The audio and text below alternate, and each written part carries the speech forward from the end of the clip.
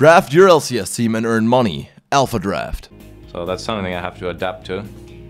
And to be honest, I'm trying to block out most of the praise because I don't want it to affect me. Like, this is a whole new split, a whole new meta. I don't know how good I am against the other top laners.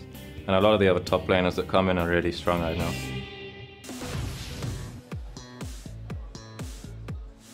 And welcome back to the Spring Split here of the European LCS. You just heard from Fred, who's getting ready to take on Gambit in our next match of the day. I'm joined by Inner Flame, the coach of SK Gaming. First of all, I'd like to say welcome to the LCS. You were actually one of the first players I ever shoutcasted in Go for Lols a while ago. What I would like to say, though, is what's your role in the team? Explain to me how you interact with them and tell the viewers a little bit about who you are. Hey, my name's Joe. I'm the managing coach of SK Gaming. Yeah. Well, tell me a little bit about how you interact with the team. How do you help them? What is your coaching style? Well, I have a lot of support staff, and I generally take like the best info I can from like all the support staff and kind of put it together. Obviously, we have a sports psychologist too. I kind of don't dabble in that area, but I work on a close basis with the analysts and just try and get the best information possible for the team. All right, so it sounds like you're a little bit of a mediator. Do you live in the gaming house with the team and the support staff? And what sort of specific things do you look after on a day-to-day with your players? So the analysts don't live with us, but they live in Berlin, so they're close anyway. Yeah, I mean, I like live with the team, and then I go, like, we have a training facility as well. I just schedule everything for the team as well. So like I kind of do a management job a little bit as well while I'm here as well. And then yeah, practice every day, look at the scrims, like look at how we practice and just base it off that. It's a lot of time investment, I imagine. Last year, SK Gaming had a lot of trouble with Gambit. It was one of the teams that really acted as a bit of an Achilles heel. SK's had some changes, Gambit's had some changes. What specific preparation have you and your team put in against a team that traditionally you've had troubles with? But we're basically a new team, and so are they. So I don't really think like anything in like the past would matter to this game. But yeah, I mean, we're just treating it like any other team. We're just going to try and beat them. Well, best of luck to you and to your team, and we'll have to see if you can keep up the level of performance from last week. Thank you again, Inner Flame. For now, though, we're going to throw it over to the guys at the desk. Thank you very much, Quickshot. I'm Devin Pyrotechnics Young, and I'm here with Martin DeFicio Lingo. Once again, we're about to kick off the showdown between SK and Gambit Gaming. So let's take a look at that starting lineup. Up in the top side is, of course, Freddy122. In the jungle, we got Sven Skaren. Fox will be the mid laner, Forgiven the AD carry, and Rated on support. And of course, Coach Inner Flame, we just saw the interview here with him and Trevor. But SK Gaming as a team, they have looked so good in the first week of the LCS. We keep talking about how these upgrades they've made in the mid lane, obviously in the bottom lane as well, has worked out. And if you look at like the map control they do have, dragons, you see the graphic on your screen, 9 out of 10 dragons for SK Gaming, 2 out of 2 barons, and the only baron, as you pointed out, I actually remember, only dragon they didn't get was when they took a baron instead. So SK Gaming, their ability to read the map, to rotate around, even though they don't buy any wards, is fantastic. Yeah, it was pretty impressive play from them all around, and they just were able to make a massive effort against both their previous opponents. Definitely going to be a tall order in this game, but not so much maybe against an 0-2 Gambit. I mean, that's a little bit rough start for them, and they've never really had a really easy start. They've been pretty rough for like 3 splits now. Very true, and when you have a guy like Forgiven on your lineup for SK Gaming here, true, he can punish you. I mean, Forgiven's KDA in week 1 was 19. That's just insane. He didn't even die a single time. He plays so aggressive again. He's dashing forward. He's the guy playing Lucian, the only guy left in Europe to still play him. And that simply means when you play against the likes of Forgiven and Rated in this bottom lane for Gambit side, you really have to respect them. And if you feel like you have a worse matchup, you might be forced into a lane swap to make sure Forgiven can just get going early on. Yeah, Forgiven is definitely a massive player addition to this team over Candy Panda. 450 GPM, I believe we saw in the pre-game graphics there. It just really epic play from him so far, and I can't wait to see what he does next. No, I agree, and I can't wait to see Gambit, what they can do, because they're, of course, on the red side today. Up in the top lane, we do have Capo Shot, we have Diamond, as always, in the jungle. Nick is the mid laner, Pinoy as the AD carry, Edward as support, and important to note, Leviathan, the coach from Gambit here has now arrived. He wasn't here last week, but he's here now, and he's on stage with the team. They certainly will need him right now as well. So in the house, available. Of course, they still have 2 of their members traveling to that gaming house week over week. You see him there standing behind the players and prepping for all of this. But this is a team that had so much momentum after they were able to win IM Cologne. They've lost all of it here. They're 0-2 heartbreaking losses as well. They absolutely were crushed by the Unicorns of Love. And yeah. A 26-minute game, that's one of the quickest we've had. Yeah, I was talking to Cabochard after the games, and he said he wasn't too happy about the pick and ban phase. He felt like now with the coach coming, that's going to be fixed, and they're going to look a lot better here in week 2, hopefully, for Gambit. Because again, as you said earlier, they haven't started strong in any of the last 3 splits they've played. Always a shaky start here, and then they have to play catch-up, which is a big problem for them. Yeah, absolutely. And there's been weird pick choices as well. Nick's been playing a little bit more Assassins in the LCS as well as he did it in Cologne. Had a much better success there. Right now on Fizz and Kassadin this last week, not so effective. And that's been a big problem for them. Yeah, so he has moved from these defensive, passive mid laners into these Assassins. And yeah, it didn't work for him, but Gambit as a team haven't been able to really utilize it and get him fed early on. We saw at IM Cologne, he could do a good job, like Kassadin one-on-one killing Link, I remember. But in the LCS, his Fizz performance yesterday wasn't good enough. And again, the thing is, we only have 18 games in the split. Gambit now is 0-2, facing SK Gaming, what we consider one of the strongest teams with Fnatic in Europe at the moment. Gambit needs to go in here and actually make an upset already in week 2. Yeah, tough schedule ahead. They're really, really going to have to kick something into gear here. Hopefully Leviathan's arrival can jumpstart that a little bit, but a lot less games, so they count for a lot more. And climbing back up is not as easy as it was. And of course, we have to highlight Leviathan here. He was the coach for Elements in or Alliance, we can say in this case. Last year, he went to Worlds with them as well. So he has some experience here. He's been in the EU scenes before. He's a very vocal coach. He will constantly tell you what to do, what to pick here. I expect him to have a big impact in the champ select. And of course also Gambit now with the new gaming house they have. They announced it how, obviously again, Cabochard, Pinoy and Nick already living here, and then Diamond and Edward will actually move here and stay here for as long as they can before they have to go back to Russia. So finally Gambit Gaming has a gaming house. Yeah, they do have some preparation available, and it's early on in the split. There's still time to get a little bit back into it, and they didn't have the worst play against Rockcat. They definitely had some glimmers of hope there. Yeah. So really, really excited to see if they can maybe bring that to life a little bit more. But we're getting into the picks and bans right here. SK Gaming taking on Gambit, and they're starting off. Let's see, Cassiopeia is the first ban against Cabochard and Nick, actually a flex pick against Gambit as well, as it is with the most of the teams. Cabochard had a fairly good performance on it, even though they lost so fast to Unicorns of Love. He was the only player actually performing on this Cassiopeia. The other casts banned away, and that is also very flexible. We've seen, well, Freddy hasn't picked up Kassadin, but he has played Lissandra. Similar style with the flex picks, very popular lately. Yeah, again, so 2 fairly standard bans here in Europe. Cassiopeia, we one of the regions. I've seen it banned a few times over in Korea as well, but typically we don't see it too often outside of either Korea or Europe here. Yeah, we'll get to see Fox playing something different this time as well, because those are the only 2 champions he's played in the LCS so far.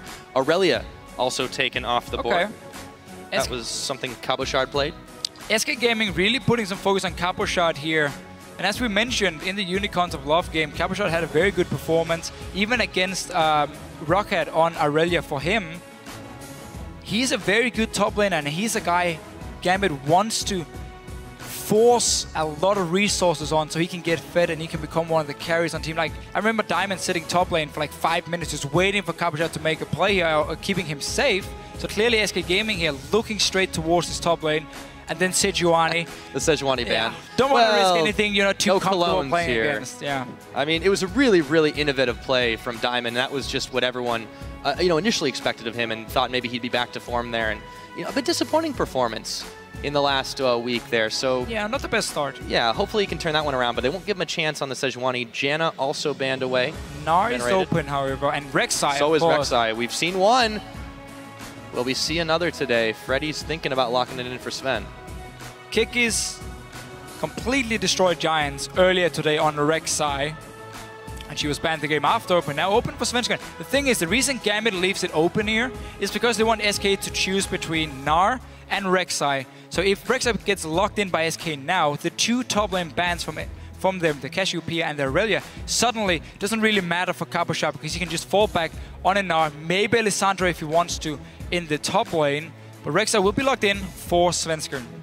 Yep, that leaves the Gnar open as well, but they don't have to take, well, they want to take it maybe on this rotation because, you know, the Rek'Sai likely going to be in the jungle place. Yeah, but they're thinking about something a little bit different here, hovering now on the Aatrox. I mean, I definitely agree you have to take the Gnar, but maybe Gambit has a trick up their sleeve. This is the team that was once very famous for coming up with some really weird things. This Aatrox is just making a bit of fun of Freddy, who obviously is a great Aatrox player.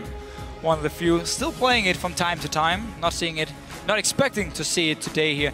Still a lot of power picks open for Gambit again. I feel like you have to take the Gnar, so you don't give this Gnar-Rek'Sai combination to SK Gaming like we saw Unicorns of Love have in the last game, but obviously again the likes of Sivir and Lissandra would also be options for Gambit. Now see, as this one does count down, they're letting it go to the wire, and there you go, last second switcheroo. There's the Gnar, and there is the LeBlanc. So we see the same thing here that we saw Rocket do in the last game, where on red side you ban the Kassadin, so you can pick an early LeBlanc here in the first rotation, and you don't have to worry about that counter pick coming in from SK Gaming. And that's again why they feel they can lock it in, take it away from SK. But it's still a bit weird, because I haven't really seen LeBlanc have that huge impact compared to a Sivir, compared to again Lissandra, what we've seen in the past, and yet you take it in this first rotation. Well, and I am a little surprised that they take a mid laner that early in general, and we'll see what SK does decide to take on their side. Plenty of options still left on the board, not a single AD carry was targeted away, so Forgiven and Pinoy will have their pick of the litter, and, well, these are both Graves players. It has been fairly contested. Wouldn't be too surprised to see that picked up. No, I mean, Forgiven, he's played Graves, he plays Lucian. I've never seen him play a champ like Sivir. He seems to stick to carries himself, where he's the guy who gets all the kills. He's the guy who deals the damage, not Sivir, who's more of a utility-focused AD carry. So for SK, I mean, fair enough for them. You get Rek'Sai, you give Gnar away, and you can take Lissandra for yourself, seeing as he wasn't banned away. So still two very, very strong top lane picks for SK, if it does go into top lane. Technically it is still a flex pick. It is still a flex pick, of course. Freddy has a lot of options at his disposal, and SK does in general right here. Very mobile team composition. And again, you see Leviathan here, he was just on your screen before, talking all the time. He never stops. He will guide his team here, make sure they think of every single option in this pick and ban phase here, and know exactly what they want to pick and how they want to play it. The man does not rest. And Gambit's really letting their picks go down to the wire here as well, and that's definitely an indicator that there's a lot of coach feedback going on. A lot of discussion going on. Do you want some disengage against the Lissandra Rek'Sai combination here that can completely destroy your AD carry? Maybe they're looking in towards some late game because you have LeBlanc log in to secure the early to mid game, and she's not that strong going completely late when people itemize against her. Instead though, Gambit really putting a lot of focus on this mid game with the Corki. Oh yes. Big Eddie gets the Leona lock in, and they will also take the Corki for Pinoy. So bottom lane completed here. All that's left to see is where Diamond ends up going, and you know, all the junglers pretty much fallen through at this point. Rek'Sai, of course, was picked up for Svenskeren, but Diamond has his choice other than Sejuani. I mean, Jarvan would be the go-to normally. Well, there's no need to pick it early since the Rek'Sai went already, so they can leave that on the table. Exactly, that's why they didn't actually go for the Jarvan earlier with the Rek'Sai already being locked in. And what Gambit is doing here is, instead of saying, we're going to wait for you to engage on us with Lissandra Rek'Sai, we're going to take Leona ourselves and have a very, very strong mid-game through LeBlanc and the Corki, and we're going to force fights on you, because if you manage to lock down that Lissandra so she can't dive your backline, suddenly she just have to ult herself, and she won't be as useful as we normally see when she gets the flank around on your AD carry. Yeah, over on the side of SK, completing the lineup, rounding it out with a Zed pick, as well as a support Lulu. Very, very flexible, talking about how many places that Lulu can go, but there's really only one left, so that'll be N-Rated's pickup for now. And Gambit thinking about, I would really be surprised with Jarvan in the rotation for this to go through. It's kind of the obvious choice. A lot of in-out as opposed to just one direction. Yeah, so if they do decide to log in Vi, this is simply to target out Forgiven in these team fights here. Go straight for the AD carry, Leona and Vi, to stun him, and then LeBlanc and Gnar jumping in towards him, try and kill him, because Forgiven is a guy who demands a lot of respect. He is the guy who wants to carry these team fights. You know he can play aggressive, so having a Vi with this point-and-click ulti onto him could be an option, but... There's the switch. Yeah. Again, picking him into, like, again, the likes of a Lulu makes it very hard for Vi actually to really lock down his target and then kill them in time through the wild growth. So I like Jarvan more for Gambit. Yeah, it works a lot better just in most of these team compositions. It's one of the reasons Jarvan has just been pretty much a must-pick in a lot of situations, unless, of course, a Rek'Sai is left up. That's the second time is available, and it, of course, was picked up pretty quickly by SK. But with the comps rounded out, both the coaches, you can see them, really no emotion conveyed there. not a lot to read in the way they're thinking. Except for Leviathan talking a lot more. But it's true. One of them is definitely making a little bit more noise than the other. But what SK Gaming decided to do here, they still have a very, very strong team fight. Come from their side again, as we see close to every single game here in Europe. But the Z is being picked into LeBlanc because this is actually a matchup Z has the edge in, and also it will force LeBlanc often if Z gets an edge to actually build an early arm guard here, delay her own early power spike a little bit, force into some defensive items, and then you can control her better. And also the Z will be a pick that can outscale Gnar in terms of a split push. So if we do get a situation where SK Gaming gets far ahead, they're going to use Freddy and, of course, the Z pick up in this 1-3-1, the Lissandra and the Z, to split push away. Yeah, I think that looking across the board at the way these two comps are set up, there's definitely a lot of potential for SK to chase down the kills, beat them down very early. Gambit had such a rough time in their Unicorns game to deal with that kind of aggression. They have to adapt here, but hey, we've seen the picks and bans, and we want to know what you have to say. Go ahead and tweet us at LL Esports using the hashtag SKWin or GMBWin, and we'll check out the results in the game. But with that all said and done, looks like we're about to load up into this one. Who do you want to throw any predictions out there? I prefer not, but no, okay. I really do like again the comp from SK Gaming here, and I want to see if Gambit then can use their mid-game spike and their aggressive engage to actually shut down SK. We'll see if they're able to pull that one off. Coming out on the Rift here, Svenskeren rocking. They turn on Rek'Sai as they all load up. Right? Yeah, that's a pretty good skin too. Welcome to they make their way towards the middle, but safe start around.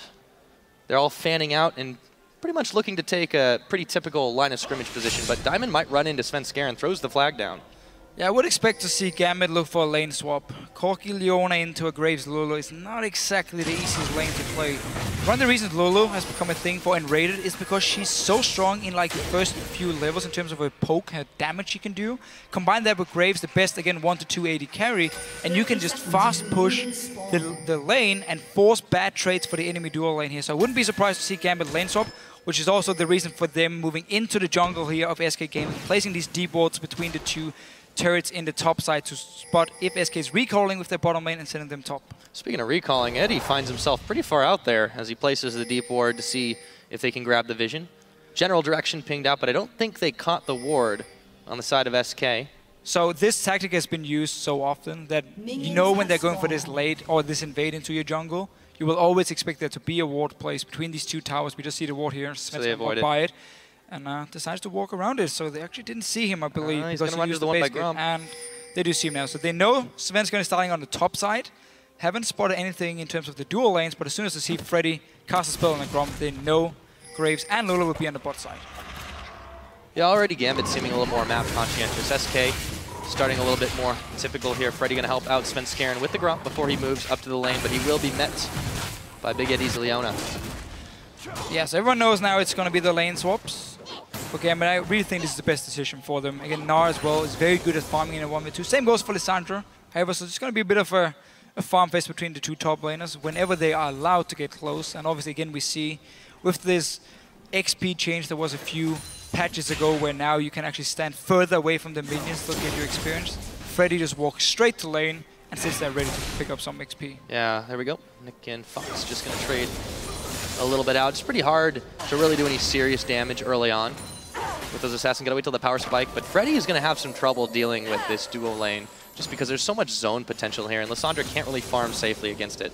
Well, the thing is, at least you can stay close enough to the minions to get the experience and sometimes get a last hit on it. And what can happen is Lulu just recalls from the bottom side and runs up and helps him, and yeah, you will have a 2v2 lane with double range, which shouldn't have any trouble actually farming. However, what SK did last week was actually keeping Lulu together with Graves, or that time with Lucian, and you would fast push the lane swap here, take down this tower, and then swap to the other lane and defend it in time before the other team could do it. And we might even try and go for it again. It's an interesting item choice for Svenskeren too. He picks up the Ranger's Trailblazer really, really early. I haven't really seen that so much unless you get a little bit behind in the jungle. You really want quick clear. Oh, so the thing is, again, after the change in 5.1 where you get 30 gold now, when you upgrade your Hunter's Machete, we do see a lot of junglers do this, like 3 camps, go back to base, pick up a whatever Trailblazer Stalker's Blade, and then go back to farming so you get that extra gold income. And what we saw Kikis do, and what I expect Svensson to do as well, is you have the Trailblazer first now, for just the first few clears, and then you go back, and before you enchant it, you swap it over to the Stalker's Blade, so you have that Chilling Smite, which is so important for you when you go for these ganks, because you gotta land that knock-up, and you gotta get in melee range. True, and you only really give up the potential to more effectively gank for the duration of having Trailblazer too, so it's a nice change up of strategy. Looks like Diamond has adopted it as well. Yeah, he did the same actually last week as well, and then he swapped the Skirmisher's Saber on the Jarvan instead of going for the Stalker's Blade. So we're gonna see if he will do the same this time around. We'll get Was a bit of an odd 80 choice. goals. He did play Jarvan once last week. Now Svensson, double buffs. Finds Diamond on the pink, and he's gonna jump on him. Level advantage right now, but he'll flag and drag away to safety. Yeah, nice decision by Diamond here, just getting out of there. Don't want to take the trade. If you don't manage to land your EQ combo onto your target as Jarvan, you won't really stand much of a chance in a one-on-one, especially not against a Rek'Sai, who is so strong with early damage. Rek'Sai has an insane amount of damage. This is one of the reasons it's been just so frequently banned all over the place, and instantly able to get right back to clearing out the camps. Nick, a little bit low in this mid lane against Fox, but he jumps in on him here. Wait a minute, we might have something. Level advantage for Fox. He's going to be able to pop the Mimic. Does he have the damage? No! Oh, Tiniest of health bars, and Nick gets out. I think he missed his cue there, Shuriken, when he actually flashed behind Nick there. Classic misdirection. Very, very, very close. But again, the Zed LeBlanc matchup here is a bit hard for LeBlanc to do anything against the Zed, and we'll have most likely have to itemize a bit of armor in terms of an arm guard early on. And Svensson able to spot Eddie here in his own jungle. Yeah, I wouldn't be surprised to see Rex actually just sit and farm till level 6 and place, again, the defensive tunnels. You have one in the top lane, one in the mid lane, one in the bottom lane. So once you have your ulti, you can just quickly go to whatever lane action is happening in or whatever lane you want to gank. And again, Svensson, he's just finding Eddie here. Constantly see the circles under him, knowing, okay, he's standing in that bush right now, waiting. Meanwhile, in the bottom lane, Enrated and Forgiven been able to bully out Cabo Shard quite effectively. Should be able to clear this tower, just denying a few more minions before they do.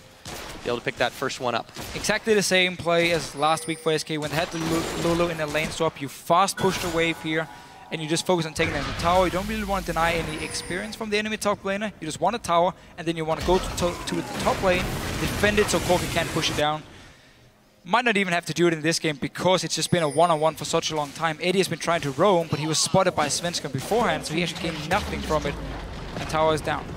This is really going to set back Cabo Shard quite a bit here. If Forgiven doesn't leave him alone, he's down pretty low, and you take a look, there are the votes right now. 61% of you saying SK Gaming are going to win, and it's certainly looking their advantage early game. Yeah, Gambit has been misplaying this lane swap here. There's been no pressure on Freddy, so he's actually a level ahead of Pinoy because he's just been sitting in a one-on-one.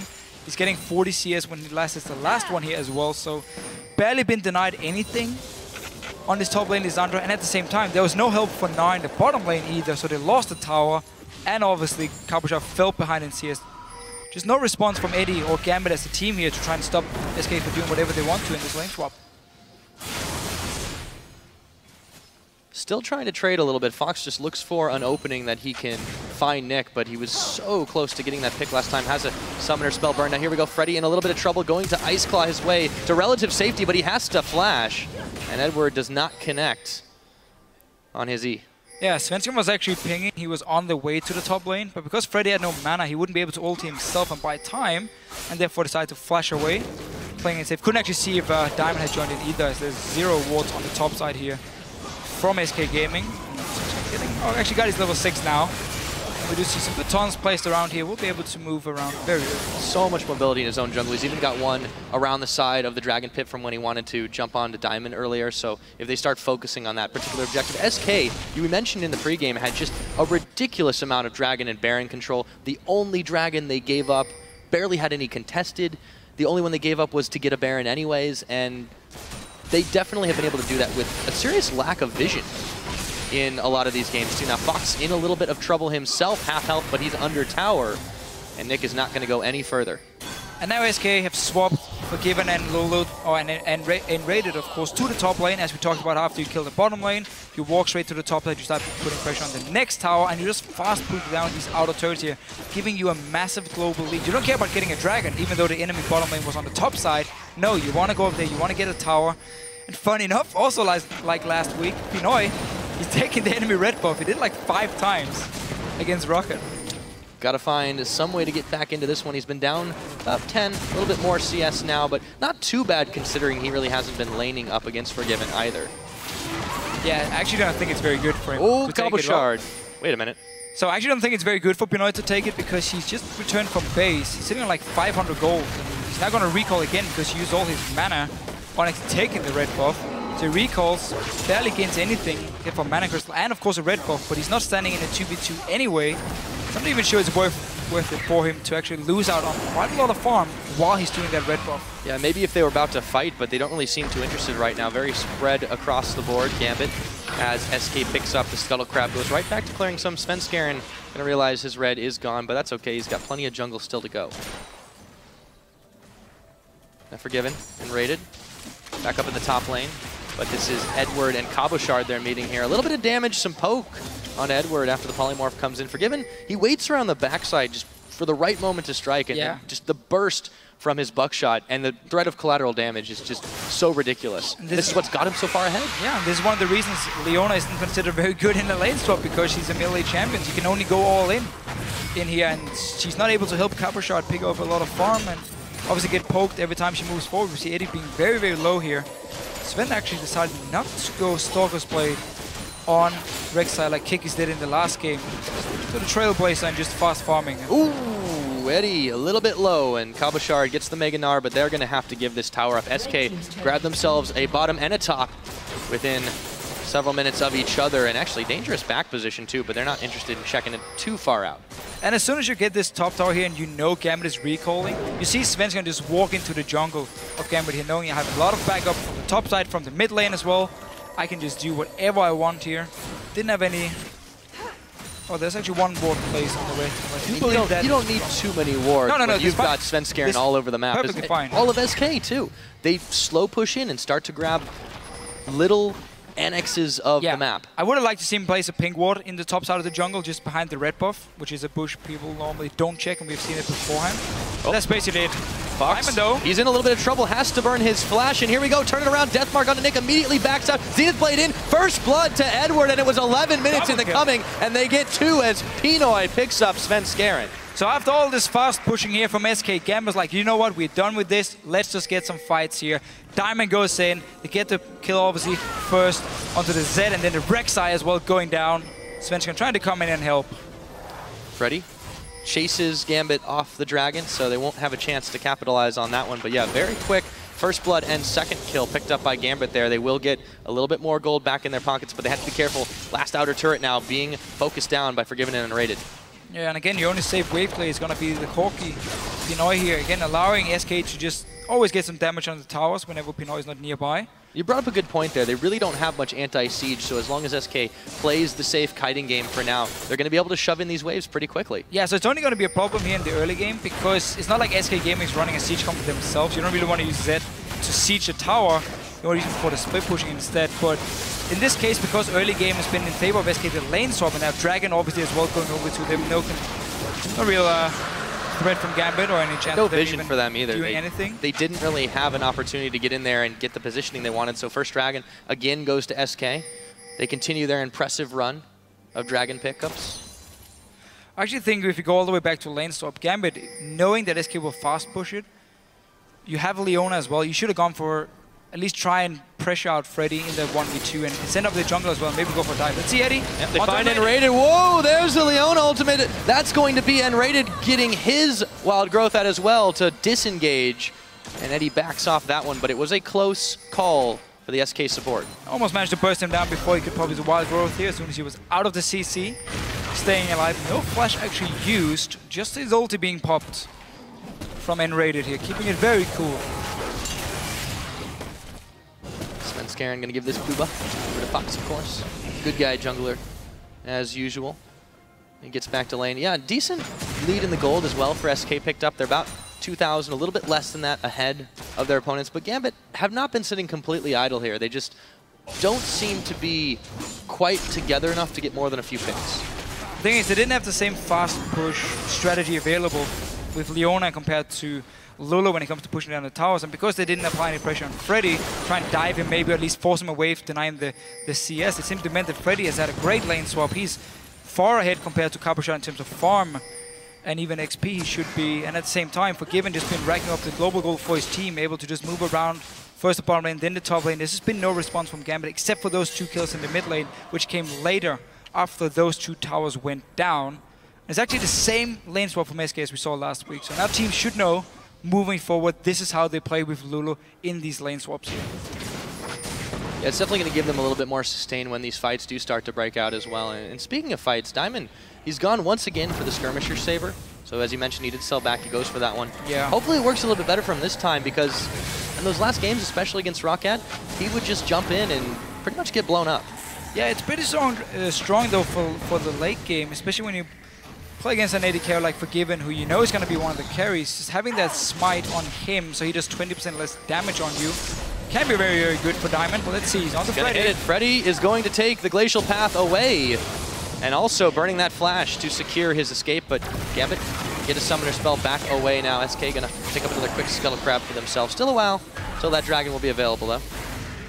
Freddy does have teleport ready if he wants to defend his top lane. He's going to teleport there right now. So again, SK Gaming, they don't use the teleports to make the rotations. They don't use the wards to do it. No, they just time again. Okay, is there a buff about to spawn? Blue buff is about to spawn. Okay, so Freddy, you walk down from the top lane to mid lane. It's already fairly low. You push it up so we can see everything happening there. And we have 5 guys around this blue buff. But then we walk straight into the blue buff here. Brute force our way. We take it while you take the mid lane. And then you just teleport top lane when Cabochard is like, hey, I built up a massive wave. Maybe I can trade it for, maybe I can trade mid tower for top tower. Nope, teleport coming in from Freddy, defends it, and again denies gold from Gambit. They just play the map so well.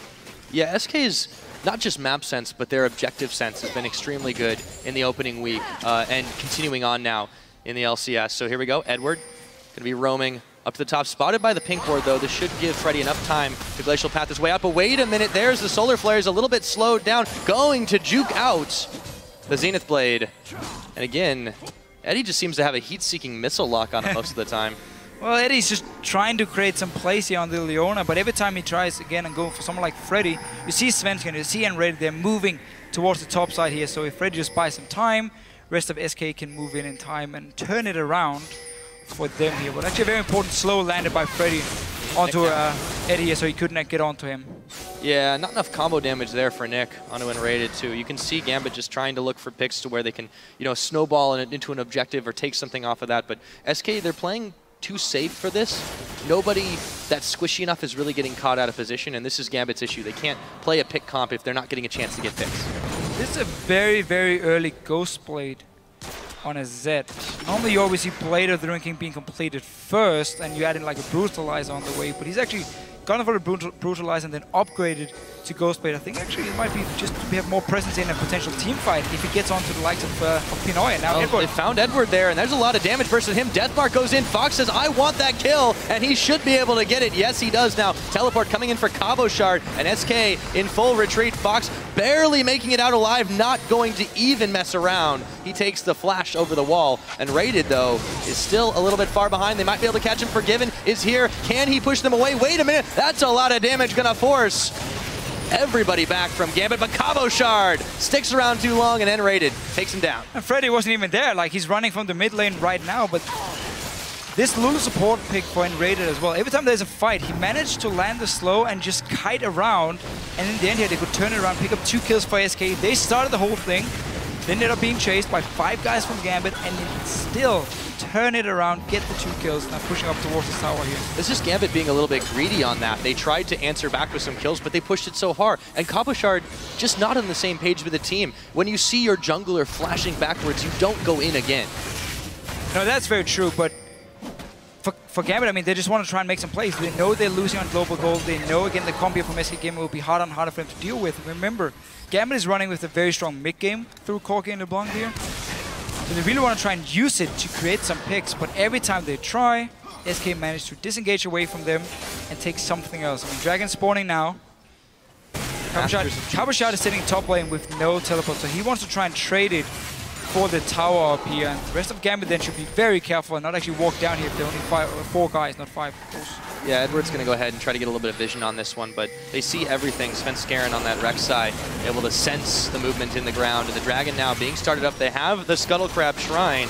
It's going down pretty quickly, and Gambit not even going to try to contest it, as you mentioned. Freddy's going to teleport up to the top. They're going to try to have their cake and eat it too. Exactly the same play, though, by Freddy. He's not going to go top lane and teleport to the Dragon. Now he goes down to the Dragon, saves the teleport for when the wave has been built up on the top side, teleports back, and he clears everything. Brilliant move by SK and Freddy in particular, and yeah, it saves them just about everything. 3 towers to none now is the scoreline. It's not even 20 minutes into the game, and Rated, though, he could be in a little bit of trouble. Pinoy and Edward had some eyes on him, but they won't be able to chase him down.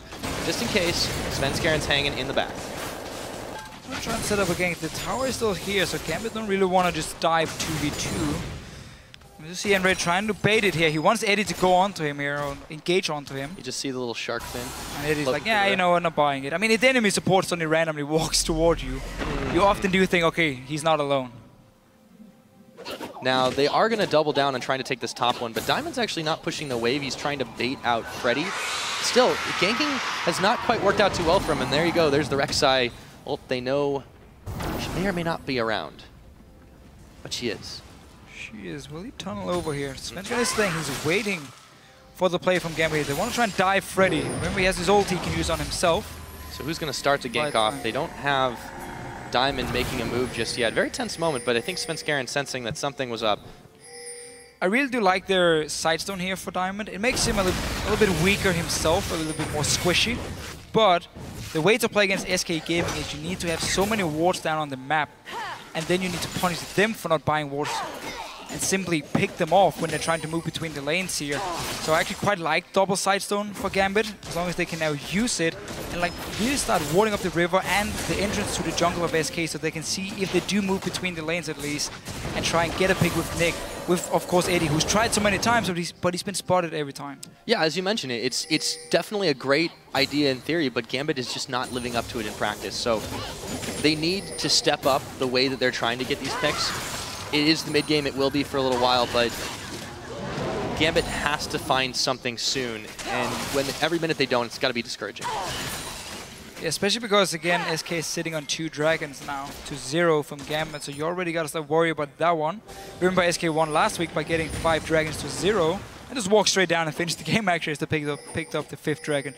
Once again, though, Gambit putting focus on this top lane. They want to really get a piece of Freddy. Yeah, Diamond, though, spent a lot more time hanging in brushes than really doing much of anything. So they're actually going to hang across the board now, looking for Svenskeren, and Rated are going to back away. There's actually quite a collapse around the Baron side. I don't really think anybody would be attempting to do that quite so early. Gambit just hanging around, looking for something. Yeah, and that would be Rated. He gets the wild growth out. Nick is going to back away as he gets polymorphed. And Rated very, very low. He forces the ultimate. And again, this Lulu pick against the single target damage from LeBlanc just working out for him. He managed to disengage, didn't have to blow his flash again from Enrated here, and also building very early Athenes, which is going to be good for him. And obviously again to counter the Leona engage coming in on to someone like Given. Yeah, Nick now going to try to look for Svenskeren, dodges the chains, takes his tunnel system out of harm's way now. Gambit is still massing up to try and find anyone, someone, something. They can't even quite grab a tower, although that's not for lack of trying, especially in that top side. It's just all of the ways are covered right now by SK. Their map presence is superb. Yeah, but right here, so you just force the enemy support to go back to base, and you have 5 guys alive. You have a teleport ready as well. And that's where you gotta move into SK Gaming's jungle, and you place a few depots from your 2 side stones. And you can clear out the Rek'Sai tunnels as well. Yeah, suddenly again you have more information to play around and a higher chance of you creating a pick. But they didn't. They actually just decided to ward up around the dragon in the river and then just back away. So it's also Gambit now playing it very passive and being a bit afraid of SK Game and not just using the few openings SK will give them from time to time. How much do you think that is really the respect for this team? Because not just starting 2-0, but being a Worlds contender last year, being a team that is typically in that top 3 here in Europe, and how much does that factor in mentally, do you think, for Gambit? I don't think Gambit actually thinks about it too much, like in the game itself. Once you're playing here, you have your tactic. You don't actually care who you're playing against. Beforehand, you will say, okay, we know Forgiven, he will be very aggressive, so we're going to try and punish him for that, but you don't necessarily sit and say, oh, SK Gaming, I'm really afraid of them because they're a great team. No, once you're in the game, you focus on that one and just stick to your tactic. How much do you think that is really the respect for this team? Because not just starting 2-0, but being a Worlds contender last year, being a team that is typically in that top 3 here in Europe, and how much does that factor in mentally, do you think, for Gambit? I don't think Gambit actually thinks about it too much. Like in the game itself, once you're playing here, you have your tactic. You don't necessarily sit and say, oh, SK Gaming, I'm really afraid of them because they're a great team. No, once you're in the game, you focus on that one and just stick to your tactic. So far, those tactics have only netted them 2 kills. Need some towers still. They're falling behind in the gold game. About 5,000 down to SK Gaming. Dragon is coming up in another minute. We might see this Farm Fest kind of turned into a little bit of a bloodbath if everyone starts moving that way. And Pinoy here, second item for him. Quicksilver Sash against obviously a Zed. You can claim Salty. Good reason for that. The Lissandra going in as well, so he knows he's going to be the target for SK Gaming in these fights here. And getting a very early QSS. Well, again, he will sacrifice quite a lot of damage on it. But if he's going to die anyway in the first few seconds of the fight, well, in that case, the QSS will be better for him. So he actually stays alive. Yeah, he's still a little bit behind Forgiven in the gold department, but you know, he was our GPM king last week. This guy just way good here. And here we go. Diamond going to get the jump on his fence scan with Edward, but there's a teleport coming in. And it looks like the fight's going to go to the backline. Pinoy a little bit low, but they can't quite get him. Sven Skaren will pick off Diamond. So that is a 1 for none so far, but it's not over yet. Cabo Shard going to get a big gnar back onto the members of SK. Edward, though, going down to Freddy. And it looks like they're very low, but they might have just enough damage. Pinoy staying alive. Everybody blinking health bars. It ends up being a 1 for 2. As Sven Skaren finally goes down, and Forgiven picks up Nick in an explosion, and they'll start this Dragon off. Would be number 3 for them, and it looks like it'll be uncontested. And going straight forward, 3 for 1 here for SK Gaming. It was actually Gambit with the engage, but everyone was around here. And just a very controlled fight once again for them. Rated on this Lulu and Freddy on Lissandra with all the crowd control, all the slows coming down. Just managed to keep Gambit at bay. Let's see it again. Onto Svenskeren first. They're trying to set up a bait here where they want him to clear a ward in the bush. Go for him. Pinoy gets jumped instantly on top of your screen here. Pops the QSS. Zed is out of the fight, but at this point, Gambit doesn't have enough damage because Pinoy is forced to stay so far back here. He can never really get to auto attack anything, just trying to land rockets. And Nick finally finds a flank, but that's a bit too late. And now SK Gaming just been able to stay back with their carries and deal damage all the time. I mean, Forgiven, he's constantly just auto attacking, while Pinoy just have to try and land rockets. Ooh. And obviously the last one here, just predicting to jump in, smack him in the face. Speaking of jump in now, Fox.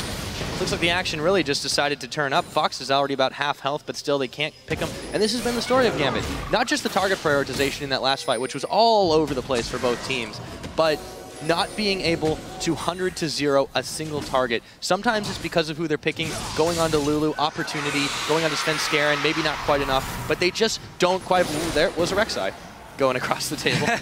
That was a very quick champion, and they're going to be looking for Nick. Spotting Nick here. Yeah, I mean, but it's just Gambit's issue. They can't assassinate anyone with their assassins. See what happens here. There's no TP for Freddy, so it's actually only 4 guys from SK on this bottom side here. Oh, Cabo Shard. Yeah, he's joined the fray now and raided, though. Around the side, Sven Skaren going to get the jump on. Cabo Shard is down. Forgiven picking that one up. Deathmark's on to Eddie. Diamond has locked and raided in the cage, and he takes him down. It is a 1 for 1 top laner for support, but here comes Freddy. 1-2-2. Can they lock up Diamond? They're certainly going to try. There's the knock up, and they use the Frozen Tomb to put him 6 feet under. Once again, 2 kills for SK, winning the fights here. Gambit actually had 5 guys on the bottom side, and yet Cabo Shard was caught out, died. This is 1v2. And now SK pushing up towards this bottom lane. Should be able to take out this tower quite easily. Decent bit of a minion wave at their backs. 4 to 1 in towers right now, and they still have those 3 dragons, so the movement speed coming into play here over Gambit, who just are not having enough in the tank when they start these fights. No, and whenever they did have an opening, they didn't actually take it and just allowed SK to sit back and decide whenever or when they want to fight. It's always been in favor of SK in this game here. DFG for Nick is not gone yet. He in 5.1. Of course, died out in 5.2, so thank you DFG and rest in peace. Well, Nick's still hoping to get a little bit more utility out of that item right now, but he's going to have to start stepping it up here. 0-1 with 3 assists here, and there we go, and raided. Gets slowed up for just a moment, but they really didn't have any follow-through on there, and a bit of a questionable decision by Edward. Well, again, the thing is, if Enraid is left alone there, they can pop him instantly through CC of Leona and obviously the burst from Nick with the DFG, but they don't have any information on how many guys from SK is nearby, so they just have to back away. As soon as they see one, think, okay, the rest of the team is probably here, and they step away from it. They are going to jump on Enraided. Yeah, Diamond, he's frontlining as they take down the tower. They do get a little bit back. Edward goes very low from the collateral damage, nearly popped by Sven Skaren. Can he get the damage? Waiting for that cooldown to complete. Freddy around the side, not quite enough, but Freddy, blood in his eyes looking for it. He gets pushed off by Nick, and Edward is going to get away just barely. Just spelled it here, managed to get off his W in there and get some more armor. SK Gaming, though, straight for this Baron here. They're not waiting around. Yeah, moving forward, actually starting it off, and Fox is actually going to jump onto Diamond. Deathmark forcing the flag and drag away. Pinoy and Cabochard were there for the defense, but Fox is just going to shadow step his way back into the pit, and Cabochard going to try to stop this one. Diamond, it's going to be a smite fight. Who's going to take it down? He's going to wait a minute, Diamond, he's already locked up, and he goes in way too late. The Baron goes over to SK Gaming, and they also managed to pick up Nick, and Diamond is wondering what the hell just happened. Yeah. Nice little move by Freddy, seizing Diamond, trying to kill him obviously so he couldn't get in for the smite. But SK Gaming pick up the Baron once again. They turn around the fight, get a kill straight for his mid lane as well. And I'm really concerned. Ooh, can't even talk about that because Edward gets blown up. Fox gets the kill. They take the turret. Big Gnar to force everybody back, but there just isn't any damage. Pinoy taking pot shots, but he's not faring very well against Forgiven, and he has to Valk his way out of danger. And now Diamond, though, looking for Forgiven, smites him down, but Svenskeren is still there. You can't keep off the Rek'Sai, and they're able to peel him away. Yeah, Forgiven really using this mid-game on Graves with Ghostblade and Vintage so well. He's really strong in these fights. Pinoy trying for a play, or maybe steal a Raptor. That QSS has really not helped his damage output very much right now. As you mentioned, it looked like it was going to set him back. Let's take a look, though, again at that Baron play. Right, so basically look towards Diamond here. He wants to go for the steal, and Freddy's just going to claw Doom over the wall, try and kill him here. He CC'd for enough time for the Baron to die, so it is a great play, and obviously Diamond couldn't go in. Another kill also for SK. So about the QSS on Pinoy, it's such a hard situation for him because there's so many things that can kill him in these fights here. Zed can jump you, Lysandre can jump you. So if you don't have a QSS to defend yourself, you're just gonna die if you move towards anything and you wanna like auto attack. However, it does make you lose so much damage in the mid game where you're supposed to be the strongest. It's not really become a priority target anymore, that's the thing. Well, he's just zoned away. There's so much zone control from SK with, again, Lysandre, Zed, obviously, even the Lulu.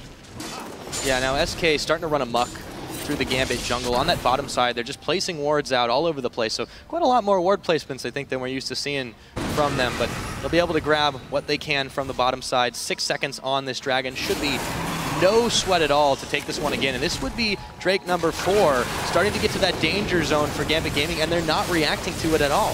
Exactly like last week for SK, sitting on 4-0 Dragons now. And a Baron. And a Baron, obviously. Can now keep pushing in, you know, keep looking for towers, team fights, and yet, if they don't find anything, it doesn't matter because you're just waiting 6 minutes for the next Dragon to spawn anyway. And if Gambit doesn't fight for it, you get it for free, and you're now completely buffed up on steroids, and you can just go all in. They're certainly going to start this siege right on up. Big minions there. Nick waiting around the side, but Svenskeren is covering the way, sending out the Prey Seekers just to ward off any other members of Gambit. It's actually looking like SK is going to walk back. Maybe they're fainting for this one. Pinoy wants to check out and clear a few wards, so they'll give it to him. So the reason SK backs away here is because mid lane isn't pushing for them, and the top lane had to be set up by Freddy as well. So you had no pressure in the other lanes, and Gambit could just put 5 guys in the bottom lane defending. Now SK decides to back in, push up both mid lane and the top lane for them, and instantly into the enemy jungle here. You know Freddy's nearby, so you are 5 players. Get down a few deep wards. Normally, if you had it. Svenskeren, not a lot of kills in this game on Rek'Sai. The last Rek'Sai performance was definitely very much the opposite, but he's been extremely heavy on the utility for his team here. And 100% kill participation. Full tank, yeah, he's got a hand in every one of those kills. He has one of them himself. They're able to just take down these turrets so quickly. They don't even need Fox to split push because they can just muscle their way in. And he's giving so much information to his team by just spotting where Gambit is going. Every time he's on the ground and he sees them nearby, you can see the small circles, and you know, okay, Gambit want to try and flank us, or at least one guy is roaming here. He actually stopped Eddie from getting a gank in the mid lane way back in the early game when we had the lane swap, because he just followed him through down the river. And obviously, nothing happened.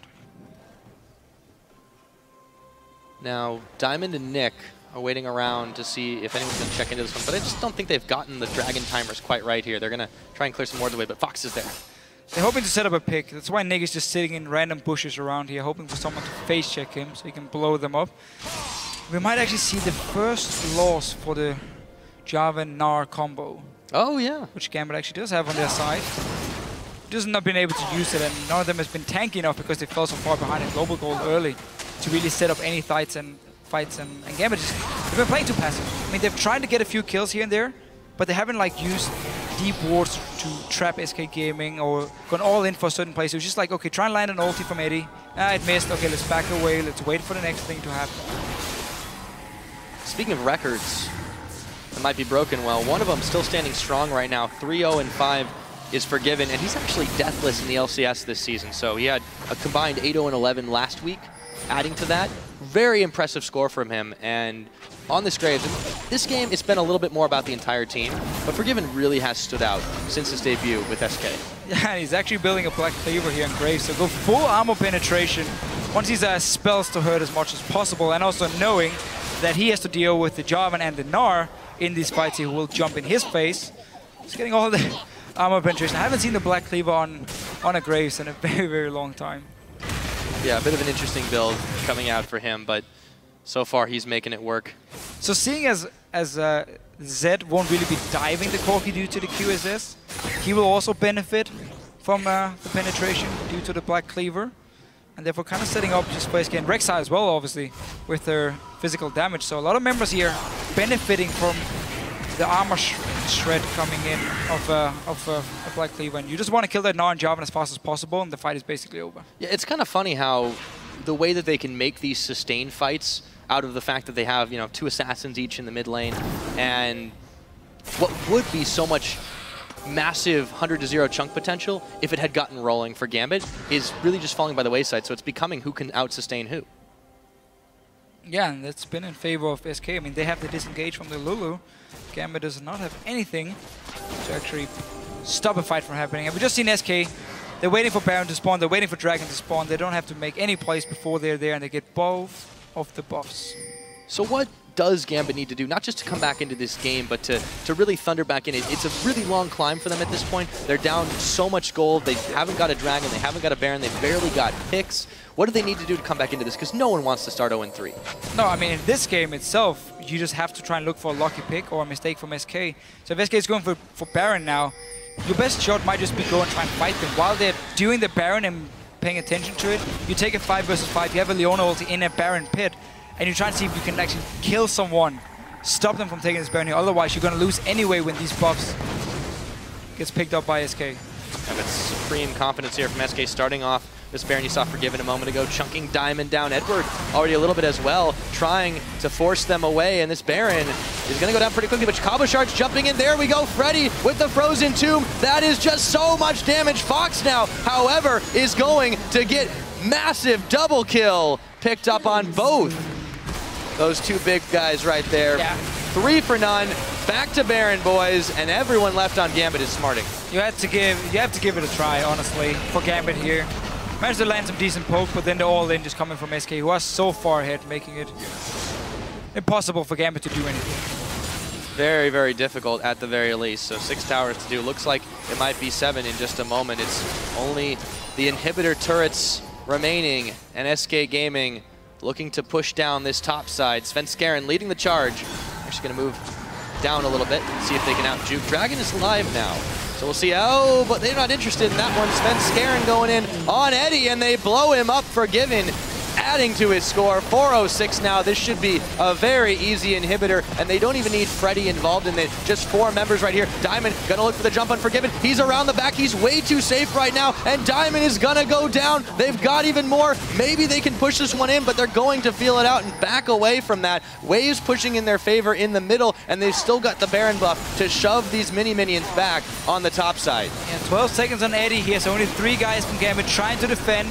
I don't think it's going to be enough here. SK Gaming, once again, looking so strong. Now slow march to victory, and they use the Lulu ultimate as well. Freddy just going to keep him not even safe on Fountain. There is the Nexus getting chunked down, and that is going to be GG. SK start the season 3-0. Yeah, not much to do from Gambit in this game here. From the lane swap going heavily in favor of SK Gaming, to the comp from Gambit not being able to use the mid-game spike at all. And suddenly you don't have the damage to kill anyone, you don't have the ward control to kill them. And honestly, SK Gaming as a team, they are so good at moving between the lanes, knowing exactly where to push and when. and then get these objectives. They got every single dragon again, didn't give up a single one to Gambit. Absolutely. So on that, they've got, what, 13 out of 14 possible Drakes across 3 games. Superb Baron control. The zoning from Freddy was absolutely insane. That's why they're favoring this Lissandra. He didn't just play Lissandra, he rocked it. He made that champion look good. Oh yeah, I mean, great performance all around from everyone for SK Gaming. And again, Gambit is a little bit too passive for them. You need to be able to create some picks through better warding than what SK will do. That's how you can beat them. And Gambit didn't manage to do it. Again, too passive warding. Again, the QSS on Pinoy, I think you can argue back and forth. Is it worth it to get it as a second item? Lose out again on some of your damage, or a lot of damage in the mid game, just to try and stay alive in these team fights here, because there was no peel for him. Again, he was all on his own. It's just a very tough situation for him as an AD carry as well. Very, very hard. I feel like all of Gambit, or at least very much most of them, were not quite understanding the situation that was at hand. They weren't in sync with what their comp was built to do. When they didn't get picks initially, they decided to just sit back, let the game pace be dictated to them, and they got left in the dust by SK. It was still a slower march to victory, 37.5, maybe 38 minutes into that game, but they weren't able to come up with really much of anything in that one. And you know, in those situations, a team like SK with the experience under their belt, with a carry like Forgiven, they're just going to absolutely wreck through you continuously. It is the SK Gaming style here, where you don't have to win on 25 minutes. You slowly take every dragon, every tower, you just rotate between the lanes, take it easy, you get a massive gold lead here so the team can fight you, wait for either Baron or Dragon or 5th Dragon, and then you start closing down the game. So they're playing it very safe, but it's working for them, and there's no answer yet from any team. They've only played 3 games, so still won them, and every single game has been very one-sided for SK Gaming. Not only that, this game though, they had a lot better warding. They managed to invade the jungle quite a lot more, not just with Svenskeren. It made it easy on that Rek'Sai though, in all honesty, but what a fantastic play from them. 3-0 on the game. Now, for an inside look, we're going to head onto the stage where Quickshot is standing by with SK Gaming's N-Rated. Thank you very much, guys. First and foremost, congratulations on another phenomenal win. Let's start off talking about the game. It felt like you were always in control, got a couple of early towers. Despite giving up kills, it didn't really look like Gambit had you put under pressure. How did the game play out from your opinion, and what did you guys do right? I think the drafting went into our favor. We kind of expected what they did in a way. We went through all the scenarios and that worked for us. Also, I think that the early game was played very well. We played lane swap, we handled it. They lane swapped in the end. I think we just got advantage from that, and Freddy got more farm than Cabochard. We denied him bot lane a bit more. And just out of that, and then transition into Drake. And once we had the first Drake, we just set up for the second one and just kept snowballing like that. As long as we could keep getting Drake, there was no pressure onto us, essentially. So they had to make the move and get the Drake vision. They didn't, and it worked. Yeah, it's really great to hear you talk about pressure, because it feels like SK as a team has stepped up since 2014. With Fox and Forgiven joining the squad, your laning phase is no longer a problem. You're 3-0 in the split. What is it SK is doing that's different outside of the players? We heard from Inner Flame talking about your coaching staff. So break me down what else has changed off the Rift for you and your team. So at least we still have Lucas as our sport psychologist in the end, and he's doing a great job. We have Inner Flame as our coach and manager, who tries to get as much from us as possible in any sense. I think that overall we have a really good environment, at least coaching-wise, and we're just trying to make the best out of it and improve steadily but surely. It definitely seems to be the case. I want to ask about one of your players in particular, Forgiven. 0 deaths in 3 games. He's got a 31 KDA at this point, immortal. How different is it for you playing with now Forgiven as opposed to Candy Panda from last year? It definitely puts more pressure onto me to perform. I feel like he's a player that you can look up to, and he's definitely the best player I've ever played with. So I will do my best to just step up and be on par with him and just show that I'm worth playing with him. Well, 3-0, your Lulu has been phenomenal thus far, so it definitely seems to be the case. Just a few more questions. I do want to ask about what your preparation has been like. You haven't faced the top-tier teams just yet. Talking about Elements, talking about Fnatic. You've got Elements next week. You've got Unicorns of Love tomorrow. Both matchups that are going to be a bit more challenging. Do you approach those differently from the likes of a Gambit, or how does it work in your mind? I think if you allow yourself to approach a minor team or like not that strong team differently than a really big team, I think you're doing something wrong, because then that can cause you losses. And we've experienced that in the past, and there is no slackness or complacence anyhow, anywhere in us. We're just trying to be the best, and we're doing everything we can to be the best right now. And I think the games against Elements in UL, we will be prepared and show our strength, and that's all we have to do. Well, we'll have to see if it's going to be enough. I'm looking forward to it. One last thought from you, just a bit more personal. Something that I remember talking about at Gamescom last year before Worlds was warding and SK. Something Deficio and I talked about last week was warding and SK. Statistically, from a wards purchased and wards placed, your team is lower down. However, strategically, you still seem to know everything. How is that possible when you don't actually have the same amount of coverage that other teams are using? Wards essentially cost gold, so that's a resource. If you're spending money on wards and you're not using them, that means you're spending money for nothing. So we rather have brains than wards, and we just try to be all over the place and have map awareness from that. And we don't really need as many wards. If you see, I'm placing, just in comparison to other supports, I'm placing the same, if not more wards. So I'm trying to make up for that. And I think it works the way we do it. And if we don't spend the resources there, we might have another item advantage on another end, and that can give us a team fight. So in the end, if we're using that efficiently, we're just winning all over. I think that's a fantastic line. We've always heard wards win games, but if you've got brains, you don't need wards. Enrata, congratulations on 3-0, and thank you very much. For now, we're going to send it over to Shocks at the analyst desk. Thank you very much, Quickshot. Cyanide and Rated saying there, you know, if you've got brains, you don't need to buy wards. You used to buy a lot of wards. What does that say about you? I don't know if it makes me stupid, but I think if there were any Korean coaches watching at that, they turn their head away in shame. Like, I think wards are still really important. I don't know how SK does it. Must be map hack or something, because I have no idea how they can have such great awareness of the game with no wards. Yeah, it's pretty crazy that they've been doing so well here, 3-0 already, and we've said it, they work so well as a team. In this game specifically, they also got some really nice picks for them. The Rek'Sai, of course, coming in again. What did you think of that comp? I think it was overall a pretty solid comp with the Rek'Sai and the Lissandra Zed. Zed was a bit weird, but we've seen Zed being played as a teamfight champion a lot lately, and Fox did a really good job, so... Talking about the Rek'Sai, before when we saw him, they built the Hex Drinker, of course, more AP to fight against. This time, very tanky, building the Locket for the team and the Randuins. What do you prefer? There wasn't actually that much magic damage in the team of...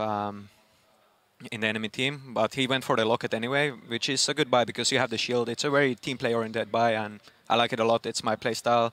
We haven't seen Svenskeren do that so much, but I think he's changing his playstyle a bit. Yeah, you talk about them being very team play-oriented, even in that one object that shows it for the rest of the team. They also play around the dragons a lot, around those objectives. Their control of that is just phenomenal. Yeah, they're pretty much getting every dragon. I don't know how they do it, just excellent control. Like, the weak point of SK used to be the early game, but even this game, like, they just crushed it. They were ahead everywhere, it's like CS-wise, and just like 3k gold ahead with no kills at 10 minutes. It was insane. Talking about the dragons before, let's get a replay up on the screen where they get in a fight around dragon. It's actually Gambit that tries to set up and tries to get a pick with the Leona, but they just get turned on. We can roll the replay, and you can guide us through that. Yeah, so Gambit trying to go in on Svenskeren. He's of course the tank here, and they have the Lulu as well to buff him up. Forgiven dodging really well out of the ultimate and just doing some work here. Freddy coming in from the side as well, and there's just clean up at this point. Kavachar trying to do something, but yeah, just gets knocked up and manages to get the Gnar out, but it's just way too late. There's no way to win this fight anymore, and Forgiven's cleaning up. Actually, pretty close in the end there. Pino gets some good damage in, but then here is what just breaks the camel's back. Oh, it cut off. Anyway, LeBlanc died and they got the dragon. Yeah, they did.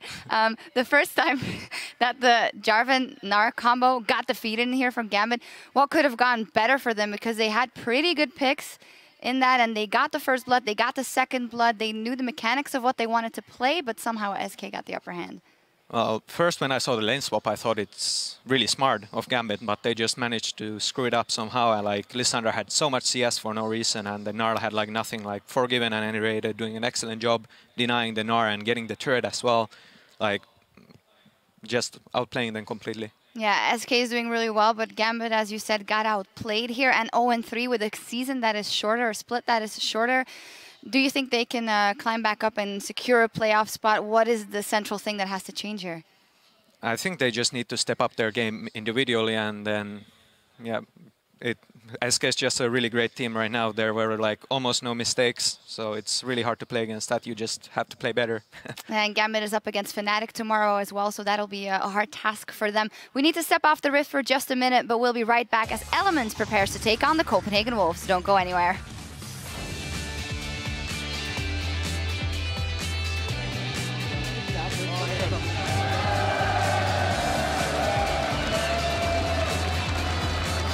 He's in a little bit of trouble, has to burn his flash, and here we go, turn it around, Deathmark onto Nick, immediately backs out. Zenith Blade in, first blood to Edward, and it was 11 minutes in the coming. Found Edward there, and there's a lot of damage versus him. Deathmark goes in, Fox says, I want that kill. It looks like the fight's gonna go to the backline. Pinoy a little bit low, but they can't quite get him. Svenskeren will pick off Diamond. Kabashar's jumping in, there we go, Freddy with the Frozen Tomb. That is just so much damage. SK start the season 3-0.